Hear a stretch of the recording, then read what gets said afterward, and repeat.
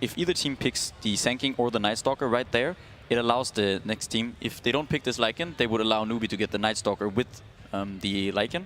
So, and also, that's if they pick the Sanking.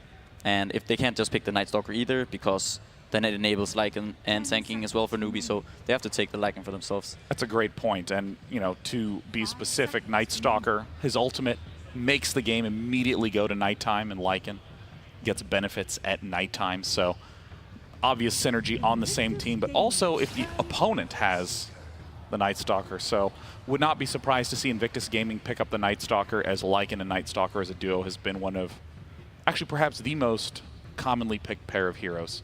And Bloodseeker is a very common pick to pick against Lycan. When Lycan ultis, you can ulti him with Bloodseeker, and Lycan can't really run around in the fights, which is what he really wants to do when he ultis. There's that Lycan Night Stalker you're talking about, PJ. Yeah, it's there. And I think the Darkseer might actually be a hero this game again. It looks like it could be quite strong for both sides. It's okay for Newbee, I guess, but if IG picks it, then Bloodseeker is quite a good matchup against Darkseer, right? Because he can stay on the lane, so then they can actually leave him solo and focus on the other lanes. Interesting that Newbee seems to have looked at what IG did last game and said, that's a great idea, we should get these heroes. Yeah, sort of deny picks, right? I think they just really like that Bloodseeker versus Lycan matchup. And yeah. It used to be better though, when people used to go for this kind of right-click build with the Mom and the Armlet. Now people are going for this book and utilizing the wolves a little bit more. Yeah, that's true. So some of it is, I guess, taken away because you will still have those books running at you with the wolves. Ult in them all. Basically, what this means is that Bloodseeker or Lycan cannot depend on his ultimate form to be like doing damage throughout the game. So I think definitely going the Necro book is the way to go. That way, you know, when he does get ulted, he can still have an impact in team fights as the one position. Newbee could prepare something to help deal with those Necro books. Yeah, what do you think? Is Witch Doctor, is that an option, or do you have something else in mind? Witch Doctor, Crystal Maiden. Wyvern has been one of those options that people like going against. Here's the build book. Wyvern, yeah. Wyvern sounds better than I think both Witch Doctor and Maiden can fall off quite fast, and it's not really reliable against it. Both those two might struggle up against the roaming Night Stalker in the early game. Now, Invictus Gaming has banned out Terrorblade, and I'm not really sure how to think about that ban. Well, it's a hero that allows you to group up and push. You know, you can meta and spawn illusions, and you can go hit towers, and it allows your team to group up and take objectives, which Lycan and Night Stalker aren't super great with dealing with because they don't offer a lot of team fight. Also, Lycan is a melee hero, so if Terrorblade ever gets low and Lycan's around, he can just sunder him. Yeah, I think Terrorblade is one of those carries that matches up really well against the Lycan, just because he goes for these illusion, he has very high armor, base armor, and he has that sunder. So Lycan always has to run up to you. You kind of force this Lycan into building a Linken's. That's really awkward for Lycan. That's something he definitely doesn't want to do. He doesn't need Terrorblade doesn't need mana late game. No. He can also have his illusions just kill the Necro book. So like auto attack it, stop auto attacking with your main hero, let the illusions finish it off without taking that return damage. Yeah, I'm curious if Newbee are going to go for some sort of illusion-based hero still. There's the CK still in the pool. If you would want to go that route, I'd suggest you do it. We've seen the last pick though. Yeah. I think SCCC would probably play the Bloodseeker mid. I think that's what they've done in most games. It's still possible for Mugi to play Sven, which is still in the pool up against the Lycan. Yeah, that is also a good pick, as Packet was asking for. The good picks against Lycan, because he can just cleave everything. Yeah, we saw EG play a lot of Lycan this tournament, and they made a priority of banning Sven whenever they had Lycan. They probably want to wait, though, so they don't have to commit the Bloodseeker to be mid. Yeah, so we had first pick on IG again this game. Newbee taking second pick and last pick once again. Yeah, expecting both teams to kind of now maybe go with their 5 position supports. You don't want to reveal too much right now. Yes, you don't have to. And we talked about them third picking that Bloodseeker last game up against the third pick Drow. Generally, you can, at least I have felt safe picking my core or my carry after I see the enemy team's carry, because generally you want to have a good matchup between those two in the late game. Yeah, and it's also, I guess there's two ways of doing it. You either pick it after the enemy's carry, or you pick it after you see their offlaner, because that can also be one way of dealing with it. It's definitely a tell, yeah. Yeah. Hey, look, you know, this offlaner, we can solo a carry here against this offlaner, and he'll do well on lane and hopefully have an impact in the late game. What do you make of this Tide? He's quite decent against Lycan on the lane, but he can't really bully him out. So both is gonna farm, I guess. If Tide's they're a 1v1. Tide's a strange pick. He's actually kind of known as one of the counters to Night Stalker, because he'll probably go mana boots into an early mech and potentially some Guardian Greaves, and then it can enable his team to walk down a lane and not have to worry about the split push problems that Night Stalker presents. Monkey King coming out again for Invictus Gaming, the Baboka special. And of course, Tide Hunter, just insane with Ravage and team This fights. makes me kind of think that the Monkey King He's is maybe probably a position. position 1, right? Yeah, well, 1 or 2, right? It could be either, even 3. I don't know if they've ever run that. He talked about it in his interview, right? Baboka? He Yeah, said like, it was oh, good at they kind of position liked it 1 and as 2. yeah, they liked it as 1 and 2, and he was like, but I can play it as well. But it's more likely that Baboka will play the Night Stalker. All of these heroes can do a lot of different things. I mean, it's not too long ago that we saw Night Stalker being run as a 3, and even a couple years ago, Night Stalker got ran as a 2 a couple times in the mid lane. Hey man, That's tier 1, Night Stalker, safe lane? well before my time. And I mean, at this point, you've talked a little bit about leaving possibilities open. It's relatively clear that Earth Spirit is going to be roaming, Tide Hunter in the off lane, Dazzle is the hard support. Bloodseeker could go mid or could go hard carry. Yeah, we got Dazzle hiding behind the Tide Hunter over here. Some nice sustain, good armor. I think they're really gearing up to 5-man here, and I kind of like the Winter Wyvern. He's a great D pusher, and he offers a little bit of team fight from that hard 5 position. Is that also to just save the person that gets Ruptured? ruptured? Yeah. Yeah, I mean, it can definitely prevent any physical damage from coming in. Yeah, Newbee don't really have the best burst damage. They have this Earth Spirits who can, deal damage over time, and the Bloodseeker with his Rupture can slowly kill a hero, but they don't have the best burst right now. Yeah. Can any heroes for Invictus be reasonably run mid at this point? I think Monkey King. Yeah, Monkey King, we've seen him a couple times. I think he's okay. Even against, generally Bloodseeker excels against other melee heroes. Because he can trade right click so much better. I'm curious if he actually can trade with Monkey King though. Yeah, that's what I was thinking. Monkey King is like a pseudo melee hero, and he stacks with whatever that third spell is called. Yeah, similarly to Jingu Ursa, Mastery. Wu Hong. Oh, there you go. Yeah, What do you say? the Mastery. Yeah, Jingu Mastery. Yeah. Jingu Mastery. Yeah, Jingu. and he trades better than anybody at that point once the life gain kicks in. Lina being banned out by Newbee. Yeah, most likely. Guess Yeah. they want to run the Bloodseeker mid then? Definitely. Yeah. Lina destroys Bloodseeker mid, or he can. It can Yeah, go. he should, right? It's very player dependent, I think, but a good Lina would beat up on a good Bloodseeker, I think. Certainly looking at Invictus, Night Stalker and Monkey King, always great at roaming, getting picks. And Invictus Gaming seems like it lacks a mid. Obviously, Monkey King could be mid, but I would assume a ranged hero here, probably for that mid lane. and same for Newbee, very much so. Seems What to are you be. thinking? Some Invoker, or is it too slow? Yeah, I don't know, maybe a little more control. Right. Wow, Tinker. Tinker Lycan. Okay, trying to delay. Yeah, late game, I would definitely give this game to IG. However, can Tinker and Winter Wyvern D-push enough to keep Newbee from going high ground? Newbee needs some sort of catch for this Tinker. Right now, they don't really have the best ways of finding him. Earth Spirit can roll off the map and scout for that guy if you have vision of him, but How do you feel about Storm Spirit? Is Night That's the Stalker one. sounds too much of a problem? Then they have to put the Bloodseeker safe lane, but that's still possible. Yeah, I think that's fine. I think that could be fine. The supports will be pretty free to go kind of do what they want. The Dazzle can help out in the offlane potentially or mid. And this is the benefits of having the last pick. They get to counter this Tinker, and as we said, they can choose to put the Bloodseeker mid or safe lane, so they can actually choose. Didn't IG used to like almost first pick this Tinker? Like not too Yeah, long it's ago? one of OP's, I think, like, it used to be one of his really go-to heroes. There we go. There it is. Storm Spirit, one of the hardest counters to Tinker. Able to find him when he's hiding in the trees, casting those March of Machines. Oh, interesting. An XXS on the Night Stalker. Perhaps going to see him in the offlane. Called it. He's been a real all-star. With that, the draft is now complete, and Game 3 is ready to get underway as Invictus Gaming heads in against Newbees. Casters, take it away. Thank you very much, Day9, and indeed, this final match of the series, who's going to take it, who's going to stay in this upper bracket and make themselves one step closer to this grand finals here at TI. These two drafts, again, something a little different again, the finishers from both sides, grabbing up their mid laners, IG with the OP Tinker, Newbee with the SCCC Storm Spirit. Throwbacks. I haven't seen an OP Tinker in quite a bit.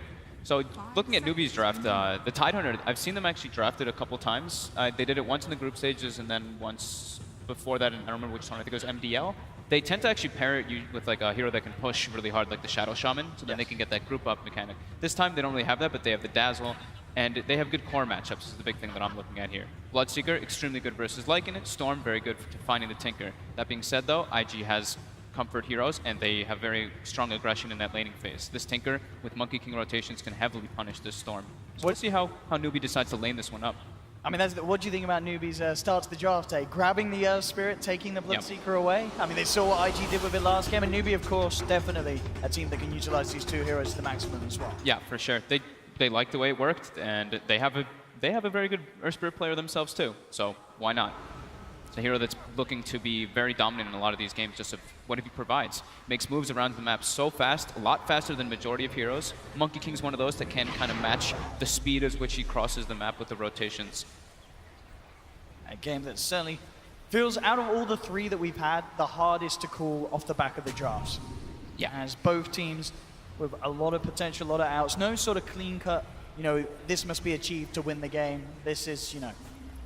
IG's got to stall the game, though. That's one thing. Okay. You know, they have the Wyvern, they have the Tinker to stall the game out for late stages, but that being said, Newbee has great heroes to deal with that. The Tidehunter, the Ravage can be very relevant once there's only like a Lycan who can really buy a BKB in this matchup, in this situation. So he's going to be that one, and the Storm Spirit is incredibly good at catching the Tinker. The best hero. I mean, they've got a lot of catch for this Tinker. Yeah. Ravage, Earth Spirit's also super good too. Spirit, him. Yeah. Vision from the Dazzle ult in the tree line. A lot of ways of hunting him down. We'll see how well OP can pull it off. As mentioned, definitely one of his strongest heroes. Ones that we've not seen come through too many games recently, but definitely one that Newbee should be aware of his potential on the mechanical map. I'm wondering how much KP is going to be able to get out of this bottom lane. I think Dazzle should probably start down there, since it's going to be like the Monkey King, who's very low armor, so Tidehunter can do pretty well with a secondary hero to match up. Force experience. They can just do some dual lanes, Wyvern and Earth Spirit and Dazzle just moving between the two lanes, the bottom and mid and the top and mid, just to be sure that they can secure the Storm Spirit's farms. It's the same kind of thing that we always say, you know, matching the forest movements, the Monkey King and the Earth Spirit this time will be the ones to watch. And it's a core Night Stalker, so we don't see this too often. I saw Kezu played a couple times on Secret. He had some very good games on it. We'll see what XXS is able to pull off of it. It's a very different scenario when you're paired up with that Lycan, with the double Howl benefit plus darkness. Nighttime is the time for IG to fight. Of course, once again, this mid lane going to be incredibly crucial, you know, for both sides. OP needing to make sure he gets a good timing on that boosted travel. Bottom lane, but they get the Gush level 1. He's being gone upon, and he'll try for the TP out. He's not going to make it. First blood for Newbee. I mean, Baboka has to be so careful with those sort of plays. Monkey King with a pretty much, zero armor, level 1. He not expecting that. Like, there's no way you expect that, right? This guy just turning Gush you with a Poison Touch. It's perfect by KP and by Faith. Starting that dual aggro lane, they're going to be able to put a good amount of pressure and force the rotations from the Wyvern right away. So actually, I was kind of like forgetting because we haven't seen it too many times, but Q is on one of his signature heroes. I love Q when he's been playing this Wyvern. It's one of the ones that they played a lot when they were on C-Deck during TI5. And as you say, they definitely need Q as well as Baboka down here. As we've seen, a level 1 Monkey King in this lane can do very little against the Tide and the Dazzle.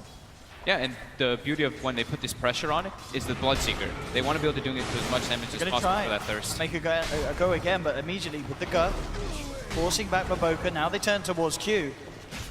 I mean, KP not phased at all by the harassment that these two supports are trying to throw his way. Very hard for IG to actually finish off a kill, even onto the Dazzle on the back lines of it all. Now he's got that level 2.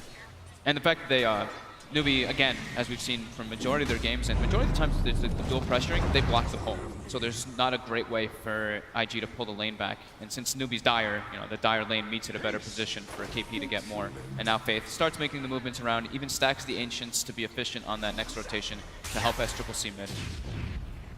Yeah, mid lane at the moment.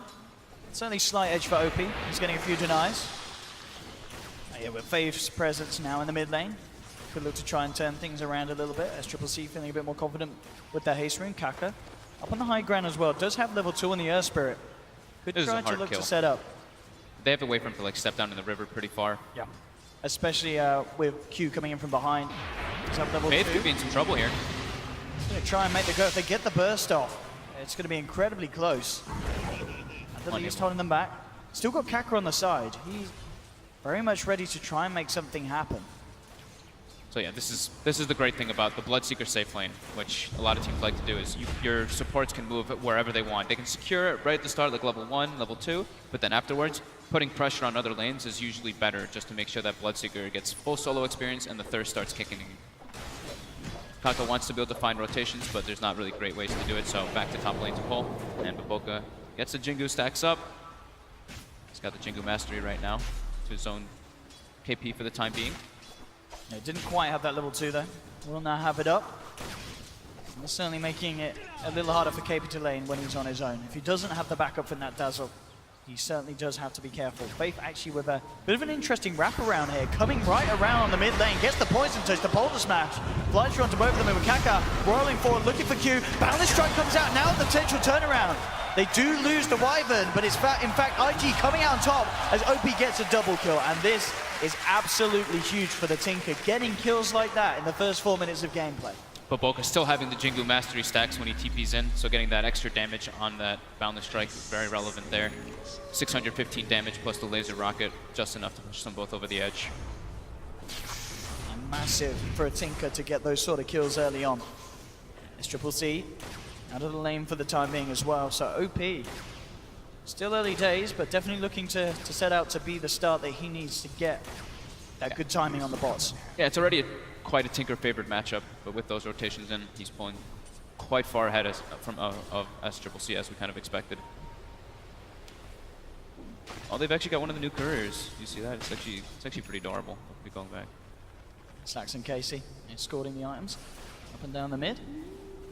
Now top lane, in fact, with Q. Burning. It's got to go down bottom indeed. Burning being made, yeah, immune there with the cold embrace. In fact, Burning, is he going to be okay? Will be kicked further away from his teammates. Burning does have the salve. Stun. He's actually going to be able to TP out here. Yeah, they do not have the damage to hold him in place, and he is gone. It's a long TP, but it's a safe one. Nice reaction there from Q, and he'll only go back to the tower as well. Has the salve ready. Burning stays in lane. It's nighttime already. XXS already level 4 looking to get involved. They do get the scan successful though, as SCCC starts to back up. But again, even if this isn't a successful attempt on SCCC's life, it's time where he's forced out of the lane. OP absolutely soaring ahead. 31 CS against the 18 of the Storm Spirit. This mid lane Tinker, he could be on track to getting out of control this game. They have not been able to shut him down at all in this early lane. Yeah, and neither Burning too. They got the nice kill with KP and with Faith on the Monkey King, but they're not shutting down Burning whatsoever. He's completely free farming down bottom.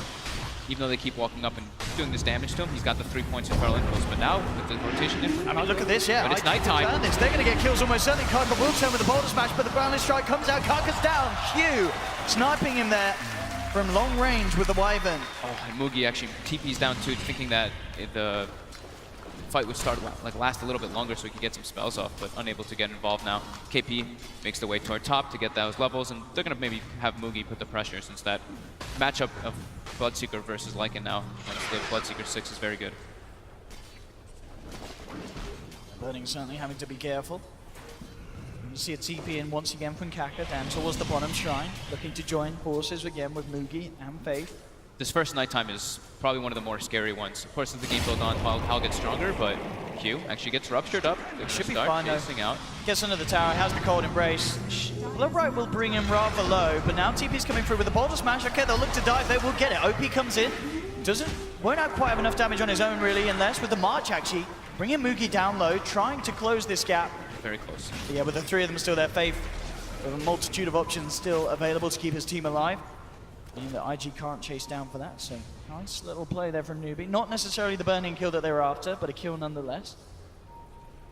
A kill, forced reaction, and it leaves SCCC to get some experience in the mid lane. XXS putting some pressure on now, not using the Crippling Spear just yet. SCCC is able to jump away, but Oh, about the rocket! committing It's going to be close, but Boca comes in with a boundless strike. He's been silenced up, he can't zip away, and he's gone. Again, more involvement for OP as XXS and Baboka help him set up for something tasty in that middle lane. It's that first nighttime. Got to make as much happen with it, with the Howl and with the Night Stalker. Burning now, Burning. ruptured again. He's on his own. I don't think there's going to be any TP support this time. He is going to try and man up. He's got the regen, the Feral Pulse. There's the kick with the rupture upon him. Sweet little combo there for Newbee to bring him down. IG are coming in with a wraparound though. Baboka and XXS. Maybe seeing if they can get revenge. It's a hard one for just the two of them to go for, and indeed Kaka and Mugi keeping the distance. SCCC down here as well, just in case IG did look for that fight. But finally, Newbee getting that pick-off they needed, shutting down Burning a little bit.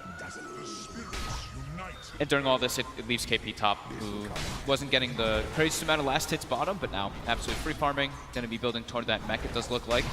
And level 6 is online for that Ravage if they want to take some fights around it, but he wants to still just farm for a bit. And now it is daytime though, so 4 minutes where Newbee has some breathing room. Definitely still, I feel the biggest issue is the Tinker. Yeah. I remember just time and time again in the past, so many games where teams went up against IG and Tinker, it would be first ban material. It seems like it's, maybe just not gotten through that much here at TI, but there's definitely been lands before where a lot of teams are absolutely terrified of OP's Tinker. He is one of the best on it. I'm just sort of getting deja vu when he has this sort of a start. He could get absolutely out of control. Top lane, they found KP. XXS Baboka will go in, he'll pop the Ravage. I don't know if it's enough to save him. Already 3 stacks of Jingu up on him, and they'll dive down with the Boundless Strike, burst him out. TP will be cancelled, of course, by Newbee. No chance of doing anything against these 3 up on this top lane. As they get another pick off. Fully defensive Ravage. Mugi still parked bottom, not letting Burning get free farm under the tower. Burning's just going to the jungle. But yeah, like you said, OP, he has had those games on the Tinker, but we do have to remember, they have very good heroes to find him still. The Storm Spirit is the best one. Bloodseeker's not like the best, but he's okay, and then Earth Spirit's also very high up there. So it is a very farm Tinker, but there are things that they can deal with it. As long as it doesn't get too out of hand with this Night Stalker rotations. Top This lane. up top again, KP. Getting to pressured, daytime but now. Boka's going to jump in there. They are forcing out some of these TP reactions. Kaka to come through on the Earth Spirit. So IG do hold back, but now they're ready to go. Burning's there as well with the ultimate. They're going to go straight in onto KP. KP is almost certainly going to be gone here. Kaka just has to leave, roll out, and look to escape. Burning will chase him a little bit, but a little too deep there behind that tier 2. So a second death in quick succession on KP on this top lane. IG taking control of this top lane. They're pushing onto the tier 1. SCCC does have an Invis, also a regen rune bottled. Kaka back in the neighborhood. Maybe they can try and do something to hold IG off with this push. The silence is there. Moving in, they'll get Q at least. Can't quite get the cold embrace out. Do they get anything more already? Baboka out in the tree line, TP's away, and the rest of IG will escape. So maybe not to catch anything more, but they do stop the tier 1 tower push. Get IG away from that top lane. IG's being pretty smart about how they just avoid the Bloodseeker. They recognize that he's by far the strongest hero on Newbee's lineup right now, so trying to punish any other ways that they can. Bots now out, 10-minute boosted travel here on the Tinker. Yeah. And they're going to have, the Rupture actually comes out top. This That's is a pretty a deep one, dive. though. Yeah, no way that Mugi gets away with this one. He is not moving in on that.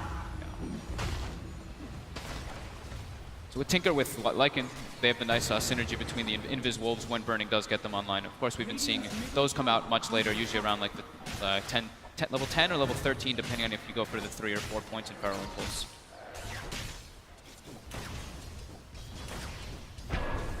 So what Newbee's game plan is here. Certainly, as we saw, getting the farm, Mugi needing to find that Radiance. Actual smoke up from SCCC and Faith.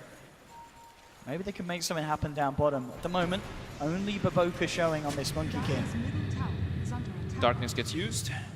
Earth Spirit starts backing up the tower. Some fear there. Baboka might be the one who gets picked off Got here. good vision around him as well with this ward. They know it's a pretty clean jump in. Baboka cannot get himself out, or can he? He's trying to keep himself alive for as long as possible. Let's get the boundless strike out now. OP comes in. Quick sell, shallow grave though from Faith. Immediate with the TP out. Oh, the creep finishes off! Oh, the range creep doing it there for IG. Indeed does get it, despite Faith's best attempt to escape. Small mistake. Kills the Invis rune right in front of KP. Again, more action for OP to be involved in. 1500 towards that blink. Again, this time. He was very far up top now. It looks to be a little more successful indeed. He's very far out. Newbee will find the pickoff. So didn't get anything else. Baboka is there.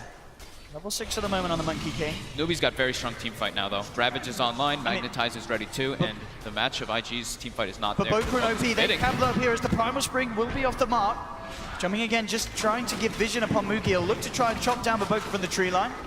But he just throws out the boundless. Didn't quite get the initial jump with the spring that he hoped to set up for a kill. As Newbee will survive. KP and Faith forcing out this middle lane. Mech very nearly done here on KP. 100 or so away from the recipe. You can start forcing some towers off that. Important to get early towers versus Tinker, because then Tinker can't, get all that free farm from the jungle. It's gonna be going for that blink first, as we usually do see on the Tinker. Pretty close to that. Yeah, this is perfect timing for OP. 13 minutes and nearly having blink and boots of travel. More than enough for this Oh, Tinker. perfect scan coming out from Newbee. They actually catch the rotation from IG. See how deep XXS wants to dive under the tower. At the moment, Kaka is there hiding in the tree line. Baboka can scout him out. They have two heroes to get that flying vision coming through. Not quite got the vision yet on that Spirit. So close. I think he spotted him out with that last jump. He's there we gonna go. look for him there. They found him. He'll try and get himself out of there with the roll away. Boundless strike to hold him in position, but OP and the gang jump forward. TP out, not successful. As OP picks up another killing spree now on this Tinker. Tier 1 tower taken as well. They actually have 3 heroes that can fly and scout through the trees. The Monkey King's jumping through, the Wyvern using his flight, and as well as the Night Stalker. So hiding those trees is a hard option. With the haste, Baboka as well. Hunting through their own jungle. SCCC is there. Still rather hard for this side to lock down. SCCC can feel very free with his movements, unless they get the silence. Success. Not quite going to get it though. SCCC quick with the reaction. Sees them rotating in with that ward that they have on the river. Starting to get his farm on though. Level 13 already on the Storm. Tied up with the Tinker. Just about 1,000 net worth though. Tied up in levels, that is.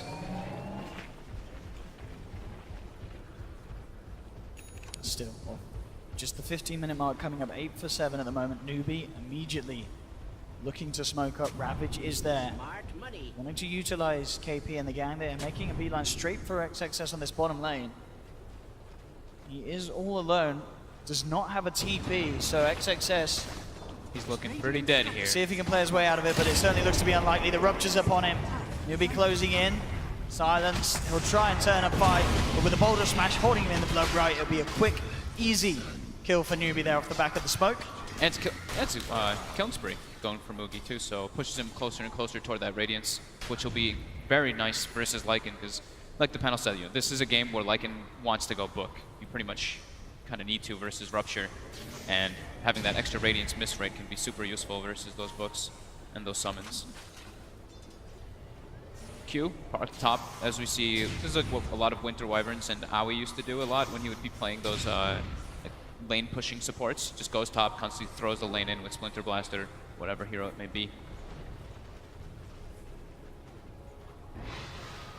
As you say, we definitely can expect to see Newbee turn the pressure up once that Bloodstone's on SCCC. Yeah, Bloodstone and Radiance would be big timers. They've got the mech though, and now you see KP farming I think this is a quad Ancient stack with Mugi here. The big injection of gold going their way. Mugi actually gets the majority of these last hits. He will have the Relic, so I wonder if they're going to prioritize giving them to him.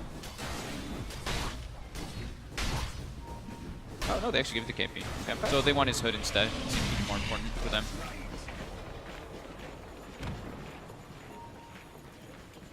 And there's also another massive Ancient stack too. So Newbee is really playing the economy war in this one.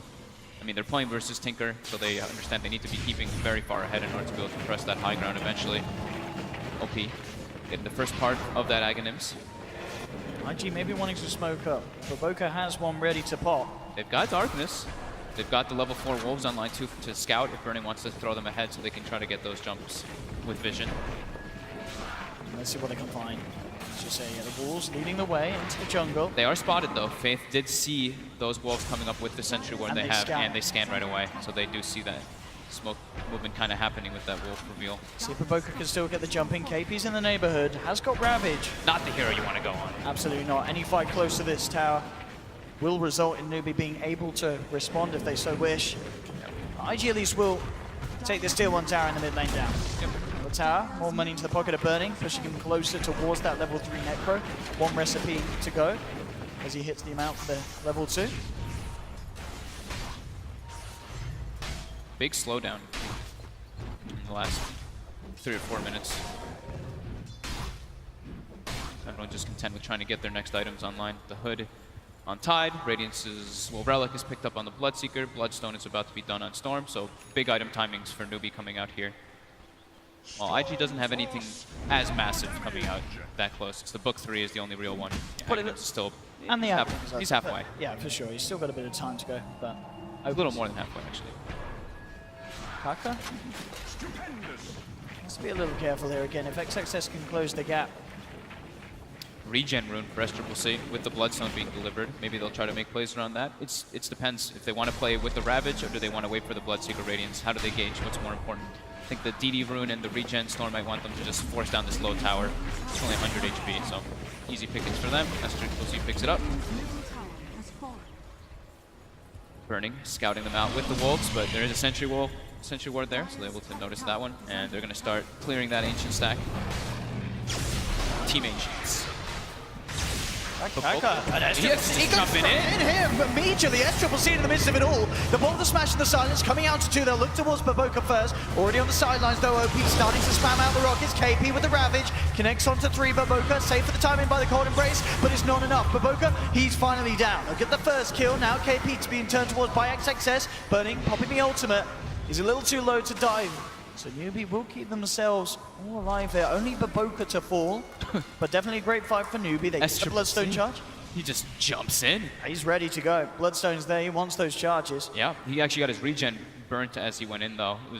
I thought he was trying to like jump in and then force him to use a bunch of spells and jump back and try to regen up and go in, but unfortunately loses that regen. But they do get at least Baboka, who doesn't actually have his ulti skilled up yet, so they don't really want to take a fight too much on IG, at least what that tells me. They just want to be going for those pickoffs and pressure for now.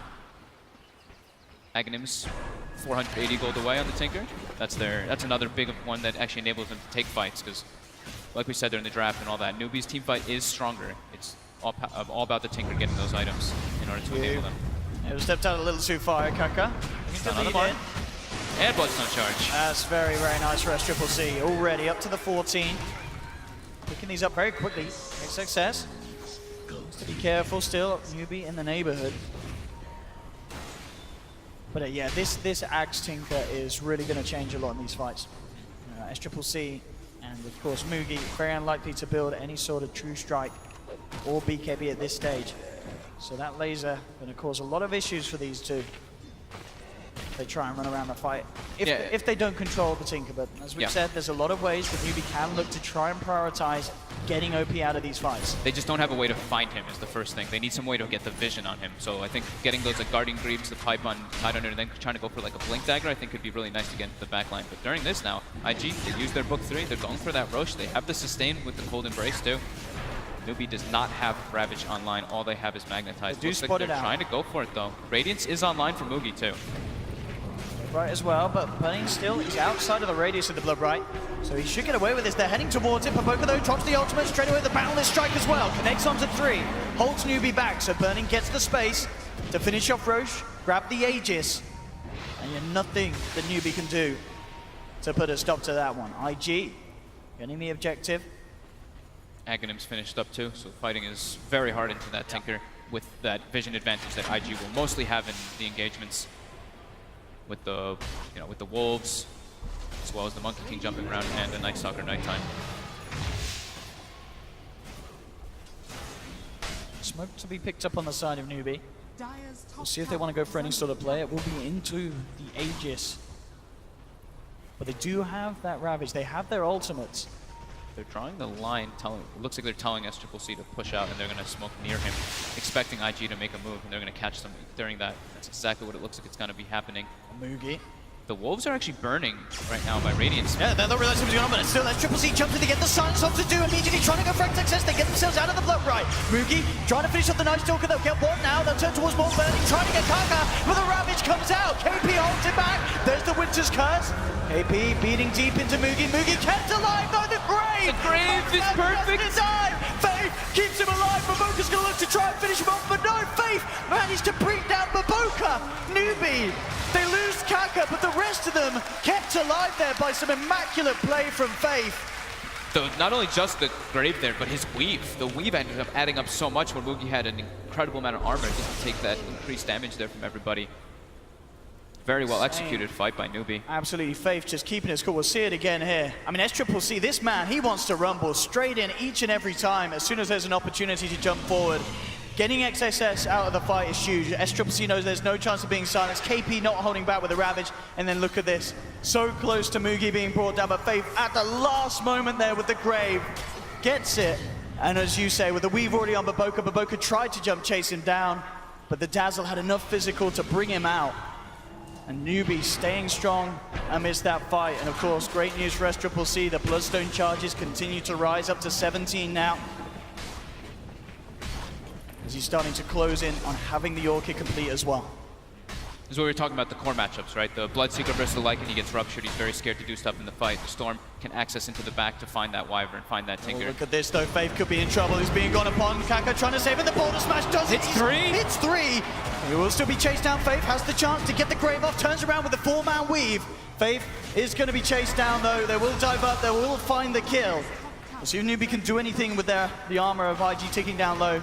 Every time the Ravage is expanded, IG needs to just make those kind of plays. Just get full out aggressive, take objectives with that Lycan. And that's what they're doing. And understandably, Newbee without that Dazzle, not having the confidence to do anything about that push. Tier 2 gone.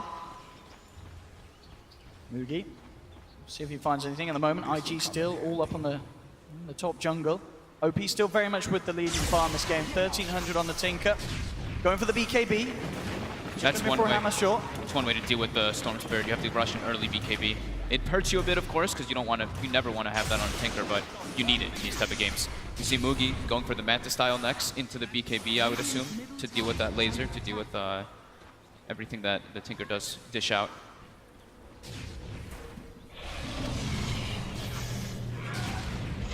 Let's see what the plan is. They've got the smoke again. If Newbee want to try and go for another attempt at a catch. Also have the Orchid too. That can be very nice to stop the Winter Wyvern from getting the curse off or the Cold Embrace. Q now does have a Glimmer Cape though, so do they actually have any reveal on Newbee? They do have Sentry Wards, but no type of dust, and it's only on the Dazzle. So they have to make sure they do have that reveal and burning. During all this, has his Wolves M-clicked onto SCCC, so they see exactly what he's going in. He sees Baboka revealing himself, and straight away SCCC finds him in the tree line.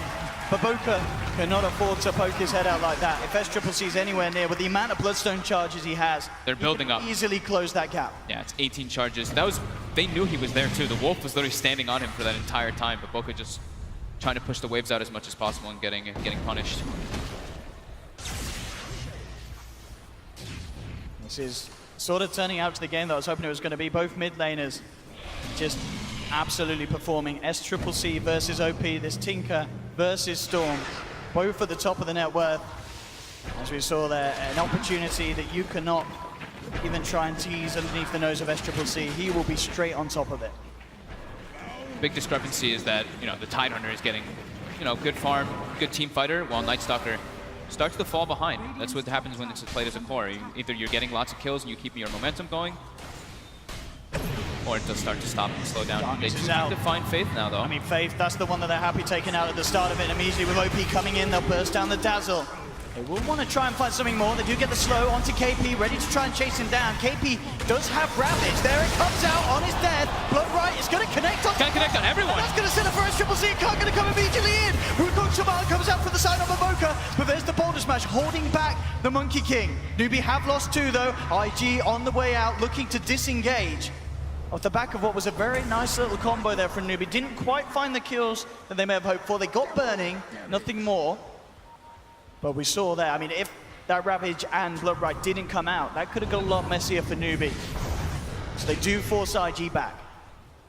Mugi needs to get a BKB. I don't think Manta's even the right one before that. And, okay, yeah, he switches it up. He's listening to you, Fogged. He like tried to walk into that fight, ate like 2 rockets and a lasers, or maybe just 2 rockets, and he was already too low after running into Monkey King ult. So in order for him to get into those fights, definitely needs that. But the combo there, the Ravage with the Bloodbright is super threatening if they're able to get that one successfully versus IG.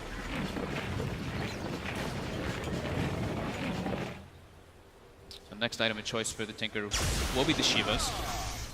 And there's something else I'd like to point out too, because OP does it every single game, and I see a lot of Tinkers actually stray away, is he gets the armor at level 10 and he also gets the health. The health is more common, but the armor one people don't really gauge on. But in this game, there's a Storm Spirit, so you know you're going to probably get jumped on in a lot of these situations. So that bonus armor is very relevant in these games. Like 8 int is, it can be good, but it's only 8. Like 6 armor when you're actually getting like gone on is much more important. And he always does this. Almost always. I wouldn't be surprised as well if we don't see Newbee try and look for the fight until they have these three BKBs. Or so the 2 BKBs at least that they're working on. Yeah. See a Mugi. They absolutely need them. Yeah, the laser is way too much of an issue. The rockets as well, it's too much damage. And there's an arcane rune on the Tinker too. So that can be really devastating for the next fight if he's able to stay away from everything. And of course, on the other side of things, IG, they certainly will wanting to be fighting before those BKBs come out. Yeah. Right now it's no Ravage for 20 seconds too, so they're trying to capitalize on that. Knowing that they still have some downtime, but now Bloodseeker does have that BKB finished up. Baboka has got the Wukong's command back online. That's second point in it as well. That boosted armor certainly can make the difference. This could be scary right now for IG. Fresh BKB finished up. If there is Baboka's got good vision of them here. Out to the rockets, the lasers onto 4. Mugi pops the BKB. Looking at what's burning. The Blood Rocket X burning. He's stuck. The Rupture's there. The Bomber Smash as well. S-Triple-C moving forward. There's the Ravage. KP holding them in place. They take down burning. Baboka on the back line is looking to get the Wukong's command out. Will bring down Faith. OP immediately TPing out of this one. He'll get himself back to safety. But S-Triple-C, he's in with KP. Looking for Baboka. The silence connects. Cold Embrace from Q buying some time, but it's not enough. The damage from the Bloodbright goes through. Gets the double kill for Mugi. Again, OP's back in with the laser spam, trying to force Newbee back. It's doing enough. Newbee forced back up to the high ground. That arcane rune, but the Tidehunter gets in perfect position for the Ravage. And they isolate Burning. He's unable to do pretty much anything in the fight. That's the issue, is with that Rupture. If he gets Ruptured, he cannot do anything. And again, we're seeing the difference that that BKB on Mugi makes. He's certainly able to stick around in the fight. I believe gets out at least a couple of Bloodbrights through the duration. The silence does the work. These Bloodstone charges, they are constantly going up and up and up for S-Triple-C. And yeah, we'll see it again here. There's a very good positioning too. IG or Baboka on that high ground, getting the 4-man laser on the start, but yeah, it's Burning who's just unable to do anything in these fights. Just gets brought down very quickly. And we saw there as well a bit of an interesting interaction that will certainly work against IG's lineup. When they're throwing out that laser and then the Winter's Curse, everyone's missing. So suddenly it does nothing. It holds them in position, but the synergy is working against IG. Yeah, they don't really have... No damage is done. It's if they curse the Bloodseeker hitting somebody, then the physical damage is there. But yeah, of course, if the laser's there, it doesn't count. But anyone else, if the Bloodseeker gets cursed on him, they don't really have like physical heroes. It's the Storm is the only one who's really doing the right click. Double damage. DD on X success. He as well going for BKBs. BKBs almost expected all around this game. Yep. Baboka still looking towards his own. S-Triple-C is getting out of control with the Bloodstone charges though. 21 with the BKB, and you look at Burning's net worth too. He has been stagnated for quite a while because of what happens in the team fights. He never is able to survive, never able to really do anything because he just gets ruptured. It's a very hard interaction to deal with as a Lycan.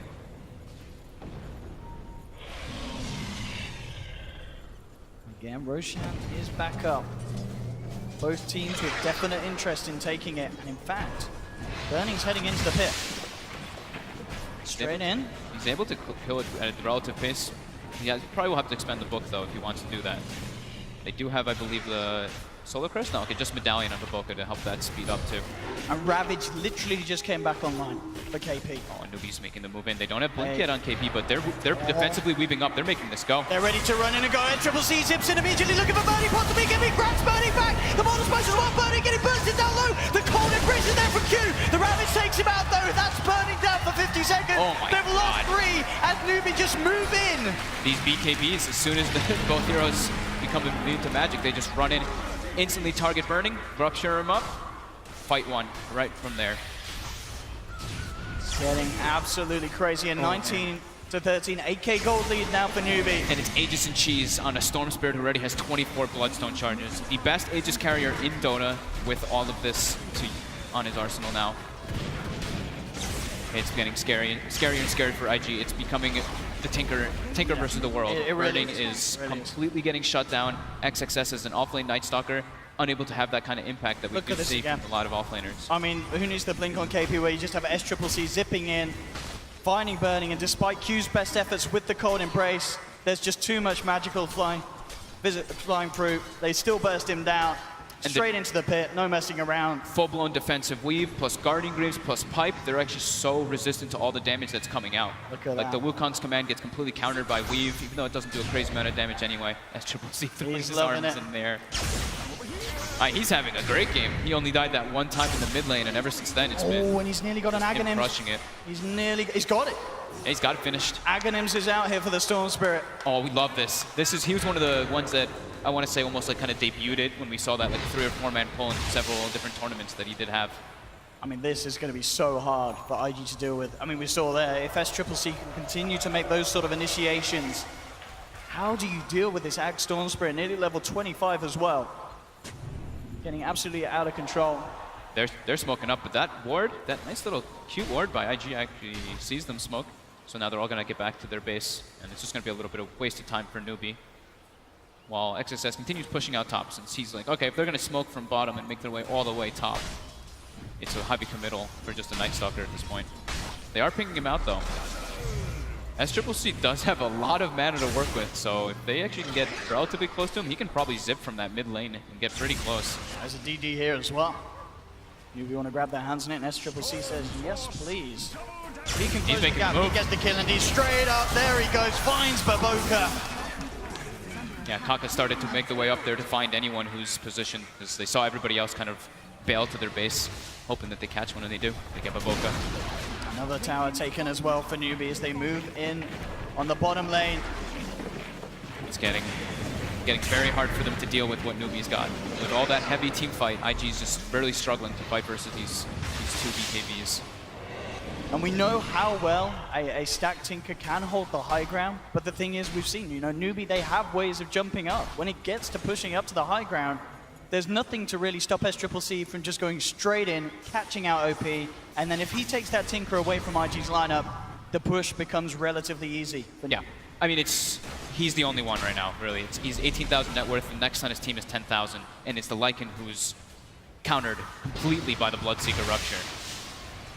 And now it's KP does have the Blink Dagger finished up on the Tidehunter, so he can just blink in and get the fight going. Blink in Ravage, catch 1 or 2. The fight will be very difficult for IG to take with just that 1 BKB on Tinker and Burning nowhere near anything of the sort, building up toward an AC next. Here we have it, Newbee. So they want to force the issue. I mean, at the same time, they are going to be feeling very comfortable with their position. Oh yeah, the Pits, this is perfect. They know Burning is completely shut down. They're like, I mean, this is their game to lose. They're in an extremely comfortable position, and it's really hard for IG to really come back. It's gonna have to come through mistakes. SCCC as well, as we saw with the level 25, of course, taking the extra duration on the Vortex to really maximize on his potential with his Aghanims. I mean, essentially, they've got they've got a couple of Ravages now. Yeah. Newbee's lineup. The Blood Right is no joke either versus majority of IG's lineups. Like we said, just the Tinker as the Magic community, and now it's 90% of the map control is Newbee's way. Getting very deep aggressive wards down, just farming up the whole map.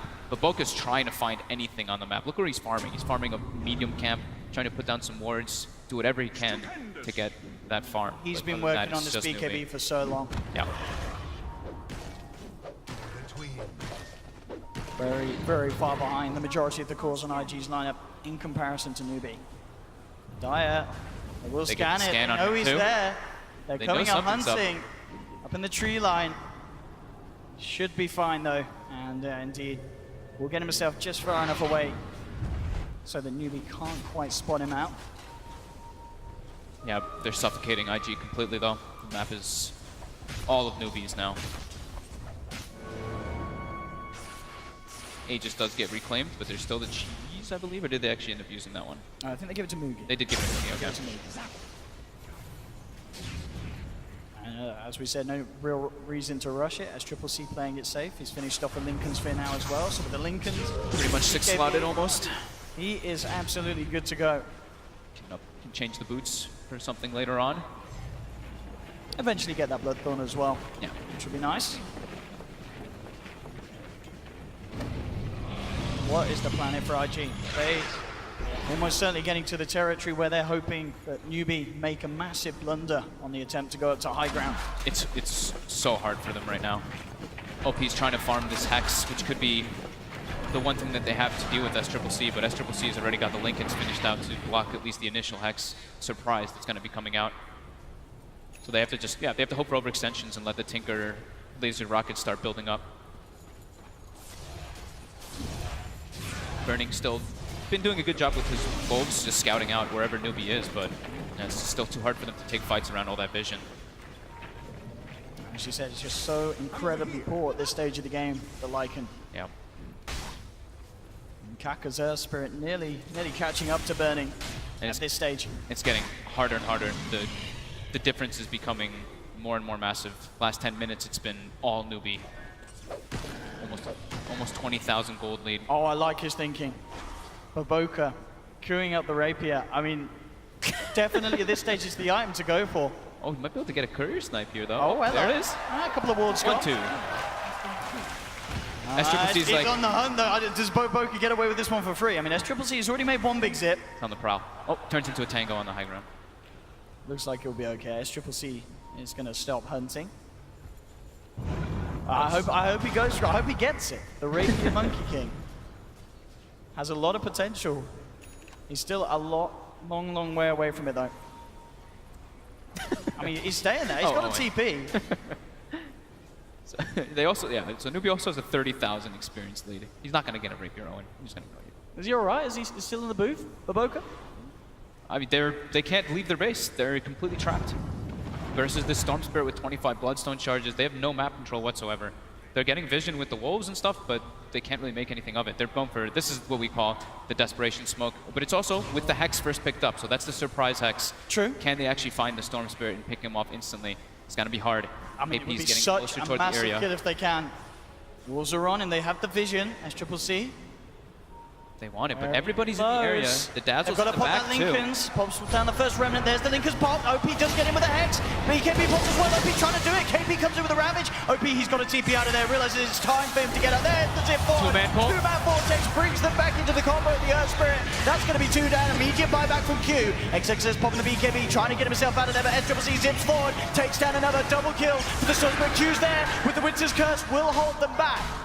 Provides time for Burning to get out of there at least, but Q, he's going to be taken down a second time. Triple kill for SCCC. God, like 29 Bloodstone charges now, 71.9 mana. Drum roll and applause. SCCC's loving it. Newbee's feeling super confident now. And absolutely every reason to be feeling that way. Jump forward from KP. Push on to Burning. SCCC ready to zip into the base, looking for the action. Does get hexed up. Boulder smashes down to Burning. Can they keep Burning alive? There's the laser. Burning to back up. OP spam enough to keep Newbee away from finishing off the kill onto the Lycan. Objectives. The buildings. They've got the fortification. As we talked about, OP's Tinker, it can do so much in terms of slowing down these pushes. They just need to jump on him once, though. They'll get the tier 3, but they won't get the barracks. They're still playing, they're very confident in the game with the way that they're acting and everything with like the chat wheel spam, but they're still playing it very smart. This is such an important game. 25k gold lead. We're gonna take a look at this fight. I mean, they made the best attempt to go, OP straight in with the BKB. Just gets instantly ruptured, and he has to get out of the fight. And he from knows there, that he can't stick around. from there, it's just way too hard. Beautiful pull, though, by SCCC. But it's still so hard, you know, even if they are able to somehow lock down SCCC and get, like, burst damage on him, the Dazzle's just chilling in the back, ready for the grave every single time. Certainly a cute little call from Q to make to get that buyback in. I think if he didn't come in with that play, Burning almost certainly would have been dead. Yeah. So offering up that fact that he goes down twice to keep Burning in the game. Little things like that that can keep IG holding on, but they indeed are so far behind. 42 minutes coming up, 26,000 net worth lead as SCCC just continues to go crazier and crazier in this final game of the series. Yeah, and now they even have the Lotus Orb on Kaka to deal with the Hex, you know, to remove that one always. Full Bloodthorn now finished too on SCCC. That's insane. The advantage is becoming impossible for IG to deal with it, and Baboka's just running around as a tree in the enemy jungle. I mean, he's just trying to keep, like, he's trying to find some farm, cut waves wherever he can, but every time he shows, he'll get jumped by the Storm Spirit. And everybody else on IG is literally just trapped in the base. They can't go anywhere. He has to be careful. There is that Newbee ward there as well, if he comes towards that other camp. So they actually buy the Tome, give it a Mugi, and Mugi's now level 25 for that 100% uptime on Bloodright, 5-second cooldown, 6-second silent duration. And Kaka's on the prowl. He's looking for Baboka somewhere. He's just trying to roll through trees constantly. I think they did see him underneath They that did, wall. right? Yeah. They did for a second. Kind of leaving him be for now. Just maintaining control around the Roche pit. IG. I don't know what IG can do in this game. I really don't know how they can take any of this, because now with Aegis and Cheese, it's going to be impossible for them to touch Newbee. They can certainly stall a little bit, as we've seen with the March spam and such from Tinker. But Newbee, How do they kill anyone? They can stall, but they can't. They can kill maybe the supports, but these guys have so many beefy frontliners that it's pretty much impossible. Aegis back in the hands of SCCC. Mugi has the cheese. Starting to cap out as well. And we've got Cheesewatch still on the Earth Spirit as well. Yeah. 2 cheeses here for the side of Newbee. They'll look to taking the shrines. OP's trying to continue at least some of the split push to at least force some reaction. I mean, it's so scary and hard for him to do so. Yeah. SCCC being anywhere close to being in the neighborhood will make the play upon him.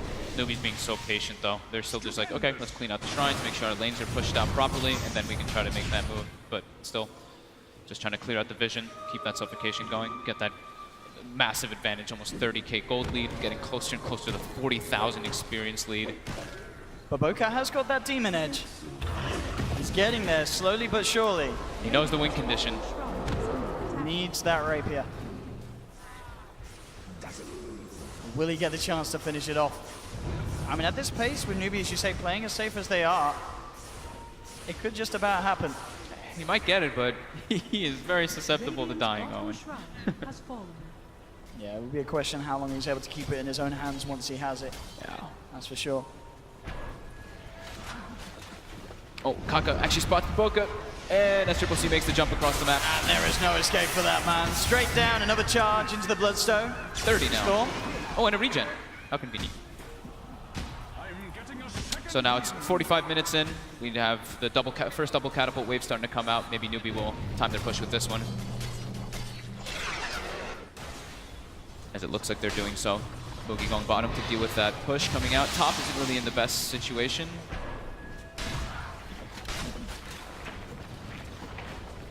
But SCCC jumps up there and he finishes that up. Wants all these 3 waves to push in heavily with this massive double wave that comes out at the 45-minute mark. IG just still unable to leave the base with 3 or 4 of their heroes. Burning now finally gets a way to get some farm toward bottom. Gets his Ogre Club, finished up the AC, so he's trying to build toward that BKB. I mean, they just can't do anything at all at this stage, IG. Until that, maybe when the BKB's there and Burning, if he gets super lucky with the crits under his ultimate form. Still super unlikely. Just so much heal, so much sustain, and they can just rupture him, right? It is just so hard for them in this game. The darkness is summoned by XXS. Newbee. When are they going to try and push up? They've got Agent and Cheese. They might just go try to force it soon. He's starting to play around with it now. First Lotus Orb up on the Storm. Gonna bounce back.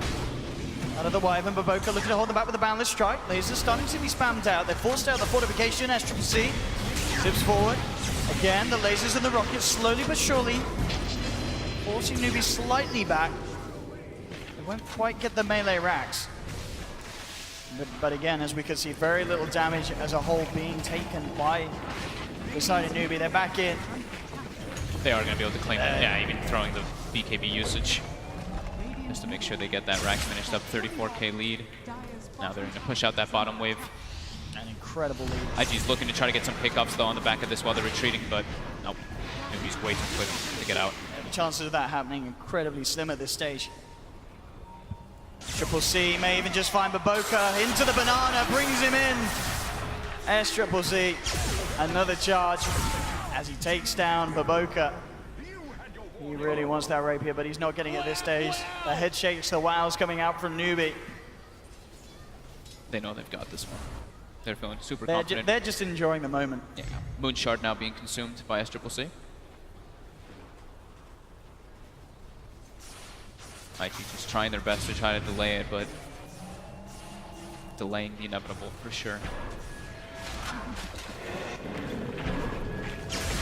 SCC tries to make a commitment in. Linkers has been popped, does get Hex up a KP! In with the full-back ravage, the Bouncer Smash comes down onto 2 OP pops the BKB, trying to keep them back. OP TPing back to base as Mugi's going for a bunch. Oh, down, clean him up. There's no buyback either. Tinker's out for 80 seconds, Burning being forced back. As IG back towards the base, Winter's Curse does come out onto the Titan, but GG is called. Newbee take the series, they'll be moving on. And with a very, very convincing game 3 there. SCCC on the Storm. Again, these final picks of the drafts doing everything for the team. There was just no way they could control this guy. We saw them put pressure on him at the start. In the mid lane, it just wasn't enough. I think since he got the Bloodstone, he didn't die again, did he? Only died the once again. Yeah, he only died there in the lane. Beautiful performance by Newbee. The Bloodseeker just constantly rupturing, Burning in the fights. Burning literally could not do anything in this game. It was pretty much all up to OP and the rest of them to try to make space for him, but it's just too hard. The core matchups, as we mentioned, from Newbee were way too strong, and they played very well around it. They pressured Burning in the laning phase a bit with the Tidehunter, with the Dazzle, and afterwards they just started accruing more and more of an advantage, and that big Roche fight just lets them. You see the true power of their heroes just being able to jump in, kill like everybody with the Ravage, as well as the Earth Spirit Magnetize. I mean, yeah, Newbee, this series just looking absolutely incredible. Yeah, that was a really good draft and just great execution from them. I mean, the one game that they fell down on, of course, being the Drow strat. Yeah. You know, that's something that we see a lot of teams sometimes pull out. Maybe they're getting a little ahead of themselves, feel that they have the edge in terms of performance. And IG, very impressively, of course, shut them down in that one. But overall, the level of play from these players, and as you say, coming into this last game, and as we saw in the first game, the drafting as well, incredibly on point, and it just didn't leave IG any routes to get themselves out of it. OP on the Tinker, he was in a great place, but maybe they were kind of putting too much emphasis on him with that final pick. You know, as I said, I was excited to see what he could do, but just the whole team around him, it wasn't there to achieve anything. And it was not the last pick as the Tinker, so it gave Newbee that opportunity to get the Storm Spirit, which is the best counter versus the Tinker. IG actually banned the Ember, because Ember is also one of those great options to punish a Tinker, so it's very understandable as to why they would do that, but Newbee, this time around, saving their core hero for that last pick is very crucial, just changing up the way that they were drafting. Absolutely, and I would not be surprised if we see teams being very noting about the SCC Storm in future drafts. You've got to be careful if you let that man get his hands on it, as he will blow you away. But there we have it, ladies and gentlemen. Newbee will move on in the upper bracket, knocking IG down 2-1, ends the series. But for now, back to the panel to hear what they have to say about that incredible finisher from Newbee. Thank you, Odie. Incredible is the word. Absolutely outrageous. Newbee are indomitable and are in the upper bracket finals. A full 3-game series takes them there. And now introductions are in order. I can see smiles creeping onto your faces at home, and mine too when I found out my panel. Introductions, let's do it. Joining me first of course, it is none other than Mr. Samel. You even brought a blazer. Yeah. You came prepared, I respect that. Did. So of course, in his first year of competitive Dota, he went on and won a TI at the age of 16. After that, of course, FN Jesus on the end. We've seen what he was capable of. I think it was a top 6 at TI5. You're right. And then, of course, we've got Blitz. So, moving on. Let's do some analysis. Oh, sorry, wait, was it Nexon? Yeah, there was a Nexon championship there. I mean, respect it. I will respect it, dude. But we should actually respect Newbee and actually do some analysis, just very, albeit, might have to be a bit brief. Sumail, they just started talking about Storm Spirit. you're no stranger to the hero. Does SCC's Spirit want to fear?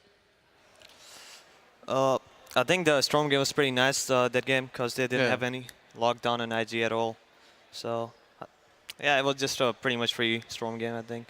So what makes it free? Just there's no pressure on him? Yeah, there's like the lane is not an issue for Storm, like which is a bigger part of like how to shut down the hero basically. Like you have to put a lot of early game pressure on the hero if you like give him the good start. So there's no kryptonite to that? Yeah. Interesting. Well, we saw him rock and roll it. Outside of that, I think, you know, I heard a lot of people still not convinced by the Wyvern. Now, we've seen Wyvern across the majority of TI. They saw it drafted here, Blitz. What do you make of this hero and its place in the draft?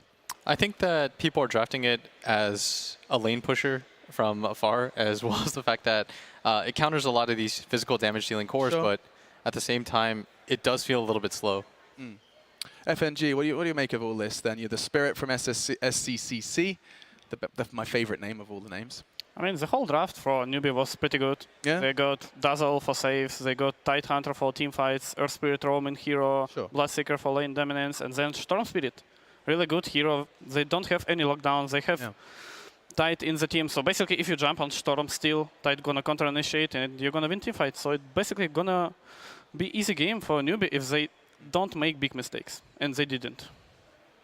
And with that all said, I do think we could get a little bit of a more in-depth breakdown, and no one better for the job than Purge.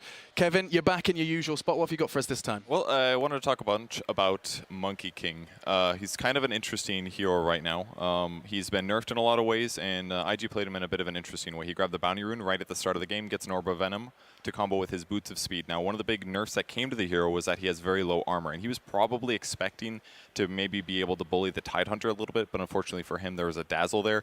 Does a lot of physical damage, which gives Boboko a really tough time, especially when the Tidehunter pulls out Gush, which also lowers armor. So what happens sometimes for Monkey King is you can get in this really bad position where your hero doesn't actually accomplish that much offensively, and it puts you in a bad spot.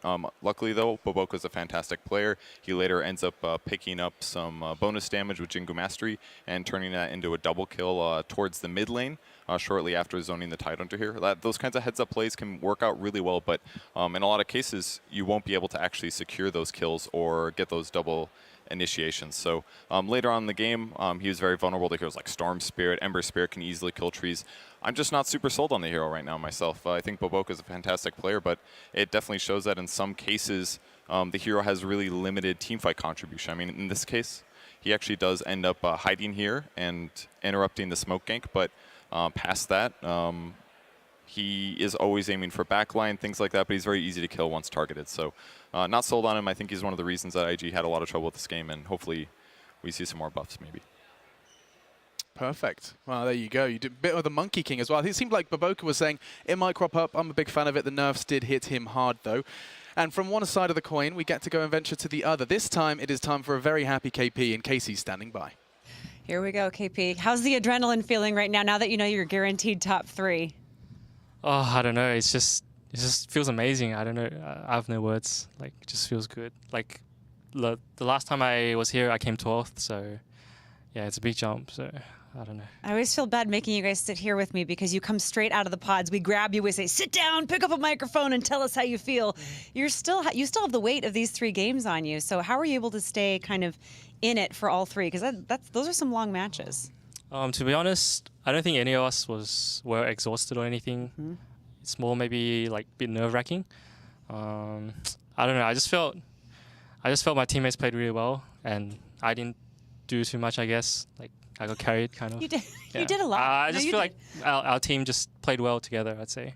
You did really well in the first game. Weren't able to come through in the second game. So what kinds of lessons did you learn then that enabled you to come back so strong in game 3? To be honest, we kind of knew what heroes exactly they were going to pick because we've scrimmed with them a lot and we've picked Drow a lot as well.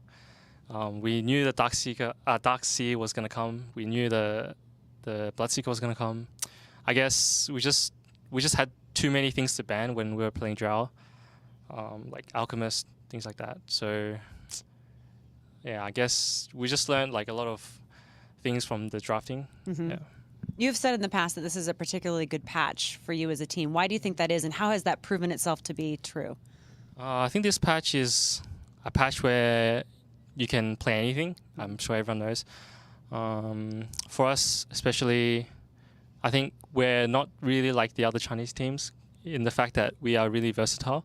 We can play a lot of different heroes. So I guess that's one of the pluses for us. Yeah. And how is your confidence level going up against LFY versus VP? Is it the same? Is it different? I think to be honest, by now we're like really confident. We never would have thought that we would have gotten third, at least. So yeah, I think we're just really confident right now. We're just gonna like just go at the games like without thinking about anything, like no thinking about like being scared or anything. We're just gonna go. Just do what you know how to do. Yeah. And do it well. Yeah. Congratulations, KP. Thank you. Appreciate it. Back to you guys.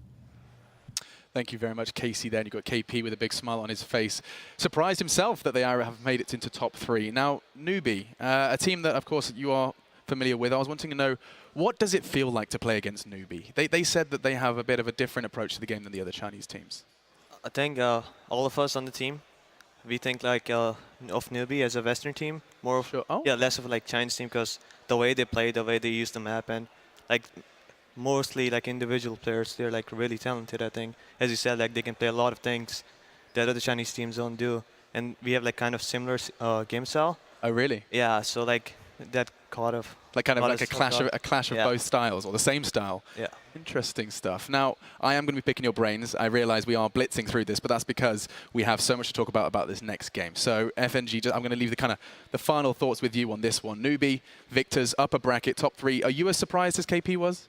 To be honest, no. I think Newbee is kind of stronger than IG, but still it's like 50-50 because 2 teams, 1 region, and it's hard to predict who is going to win. Sure. But Newbee was stronger, especially in Z best of 3, but there is kind of chance that IG can beat still Newbee in next best of 3 or so. Yeah, it is just, it does seem so unpredictable at this point in time. In fact, we know Dota, anything can be picked, any result can, raise eyebrows, and I'm sure, Blitz, you are someone in that list. You were equally surprised. I mean, Newbee, when we were talking about the group stages, you said everyone had eyes on them from the practice. Oh, for sure. I feel like, especially with the results recently, they were able to win a lot of lands. They won the cup in Taiwan as well as beating us in Galaxy battles. It's really no surprise that they're as strong as they are. The biggest takeaway is that it doesn't seem like they have the nerves that they did last year. It feels like this extra year of growth has been really good for the players. Going to another TI, yes, they did poorly in the previous one, but I think doing poorly at a TI kind of resets your focus and tells yourself like, okay, we know what to take away from that. We've learned from our mistakes. Let's go into this a little bit more fresh. Okay. Well, I mean, our nerves actually are applicable in our next little bit. Not only were the players nervous walking onto stage, but I'm sure the Dota filmmaking community are going to be nervous as we once again show another piece of art. That's it. There have been so many submissions. They have been fantastic. All different plethora of different mediums to deliver some Dota cinema. And let's have another look at another one. There was an idea to bring together a group of remarkable heroes to fight the battles between the ancients, because they don't like each other very much.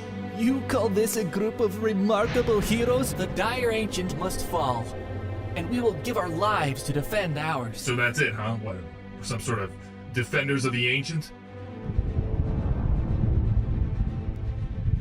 We're all the hero of our own story. There's only one way we get through this. Working together. I might not know everything about this complex game, but I do know what is worth fighting for. What are we fighting for? MMR. What have you done, you noob? Yes, I'm aware that I used the shrine. It was an accident. It was a misclick.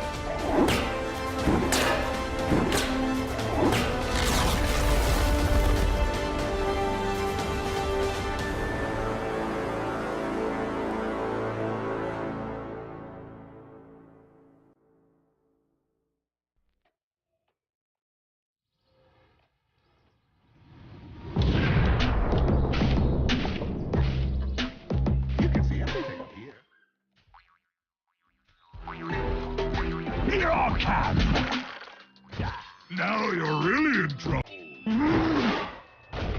I should have known you'd be here, Zeus. I'll be having a few words with Poseidon about your behavior.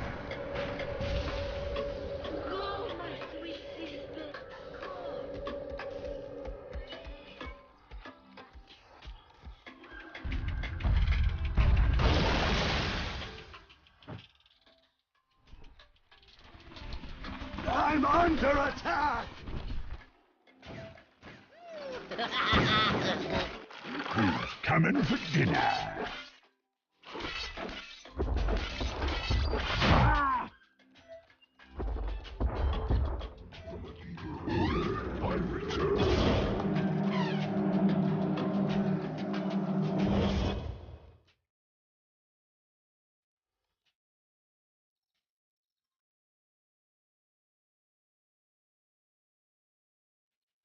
And all that does is provide us with a reminder that gaming communities are awesome.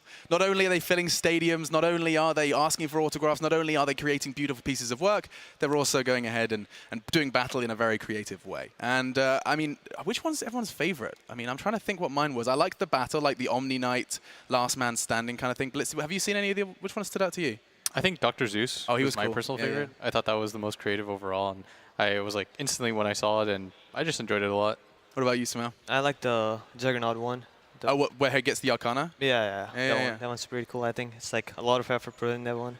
It's funny you should mention Arcana, actually, because it might be that time, gentlemen. It might be that time, because I don't know if anyone else is aware at home, but it was ridiculously close. Like, you know, they're close every year, right, FNG? They're pretty close. I mean, every vote is count, you know? It's like, was like 50%, 0.0005.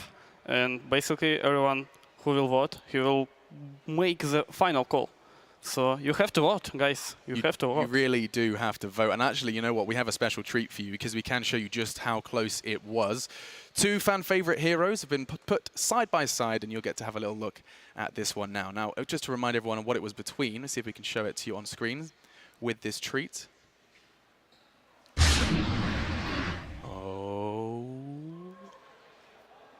That's right, 57 million votes, close to 58. I can hear groans from the crowd.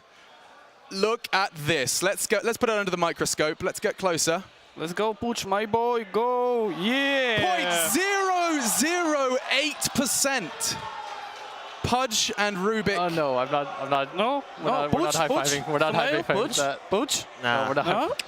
Just to put it into perspective, over 57 million votes, and it is decided by 8,711 votes. Nice, I'm happy. Well, I'm sure you are. You're friend of Dendy's, right? No. What happened? There it is. There it is. I mean, I am the best Pooch of the Pooch. You're a Pudge gang? Yes. Oh, I'm sure you'll be first to get your hands on that then. Yes. Okay. Well, that is that reveal done. I'm sure they're going to shoot the messenger, and I'm going to be in trouble as I try and work my way around the key arena after that one. But that is the case. That is how it works. And now we can turn our attention to the next game. Forgetting about Pudge and his Arcana for a moment, now we can kind of turn to, well, a big one. It is the other upper bracket game. We have to see who is going to be meeting Newbee in that upper bracket. And the teams are crazy. Yes, indeed. It is none other than LGD Forever Young and Virtus Pro who will be doing battle. You can see them on your screens now. Flying the Western flag, VP on the other side, LGDFY. A 2-0 win versus TNC to get them there. And I think the first question has to be, who stands out more to you? Virtus Pro came into this tournament with high expectations. I think VP have been doing like super good this entire year, whereas like LFI just came out of nowhere, right? And they tend to like not do so good on the main stage. I mean, their first game was not that difficult. I can say that. I think like TNC is not a great opponent. Like you're not scared of them really on the main stage. But I think for VP, like they made two majors final. They made top 4 before that, so or not top 4, I guess top 8. But yeah, I think VP is the better team here. Okay, well, let's bring out the team that surprised us all. 13-0 in the group stage, nearly undefeated. It is none other than LGD Forever Young.